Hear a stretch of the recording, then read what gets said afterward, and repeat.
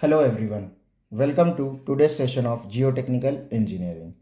In this video, we will learn about the Vane Shear Test, an important test used to determine the undrained shear strength of soft, cohesive soils such as clay and silt. So, this test is simple and quick and can be performed both in laboratory and in the field, especially where sampling is very difficult.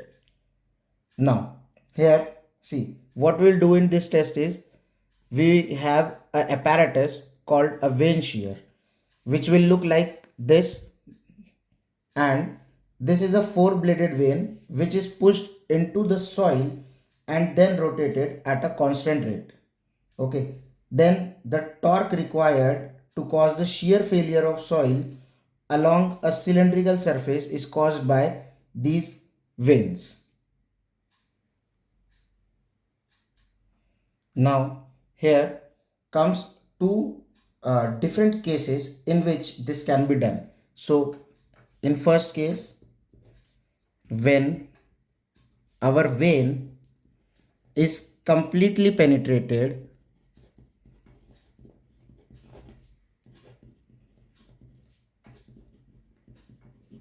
in the soil. So what happens is this case is, suppose this is our ground level, then our vane will be penetrated like this,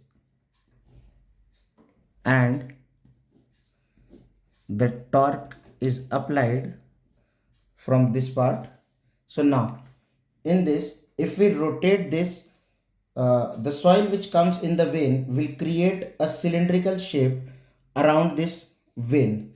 So something like this, a cylindrical shape will be created where outside and inside both were filled with the soil. Now in this, the cylinder created here will have soil above this surface, below this surface, and on the lateral side also. So we can say the torque applied here will have, the torque applied will be the torque of this curved surface area, this one, this the cylinder which is created by the vane, the curved surface area plus the torque given by the face, like this face, this one and this one. As there are two faces, so we will write 2 into faces. So this the torque which is applied on the curved surface area is the torque required to overcome the resistance from curved surface area of cylinder formed, and this is the resistance from the top and the bottom faces of the cylinder. Now comes the second case where the vane is partially penetrated in the soil.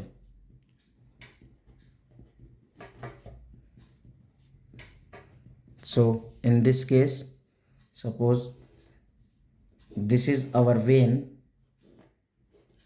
so, and this will be our ground level. So the force which will act now will be here on this ground. So now the cylinder formed here will be on the ground surface.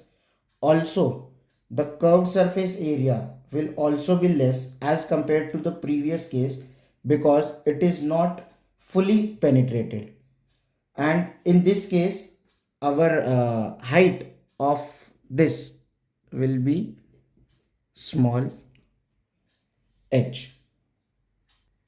So here our torque applied will be equal to the torque which is happening on the curved surface area and the torque applied on the face. Here only one face will be considered, because this above face, above the ground level face, will not have any of the forces on it. Only the below, the bottom part of this cylinder will have the forces acting on it. Now let us see how much torque is required to overcome the resistance from this curved surface area. So torque, the torque which will be applied on the curved surface area will be normal. The formula of the torque is force into perpendicular distance. This is the formula for torque. So if we write this in terms of shear strength, then it will be, the force will be S, and the area here will be pi d into h. This pi d into h is the curved surface area of the cylinder, and our perpendicular distance will be d by 2, which is the distance from the center. So this will become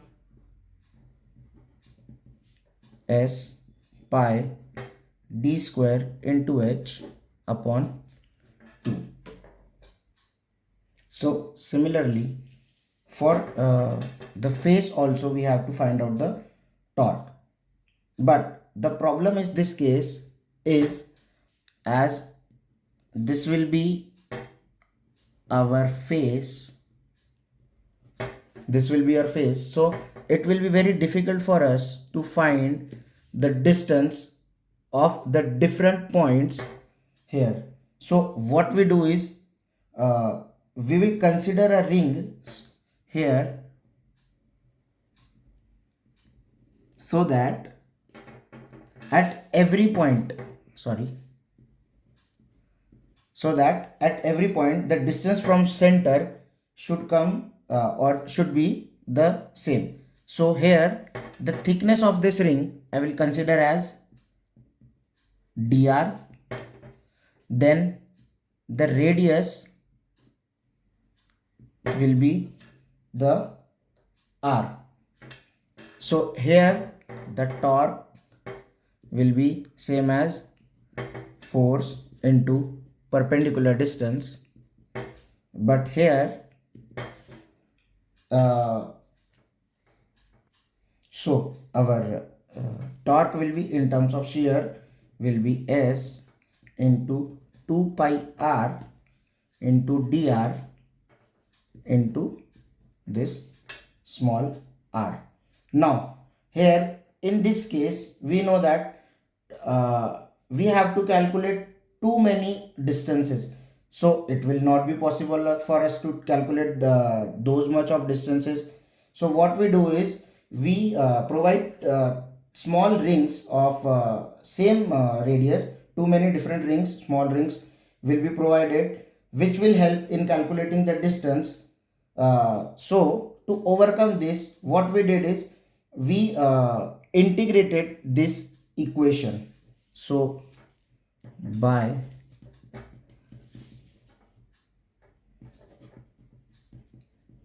integrating, we get like this, this S into 2 pi r. So to overcome this, we add integration in the equation from 0 to our capital R, and this capital R is our total radius of the cylinder. So by integrating, what we get is 2s into pi, this will be common, 0 to r square dot dr. Now if we integrate this, we will get 2s pi r cube upon 3. So if we write this in terms of our diameter, this will be 2 by 3 s pi d cube by 8. If we cut this, so therefore the torque for the face will be s pi d cube by 12. Now, as we know the values of the torque which is applied on the curved surface area and the value of torque which is applied on the face, so for first case the formula of torque will be s pi d square into h by 2 plus twice of face, that is s pi d cube by 12.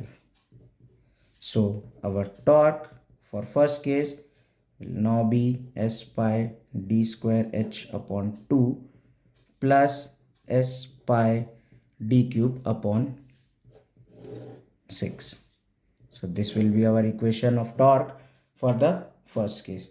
Similarly, if we go for second case,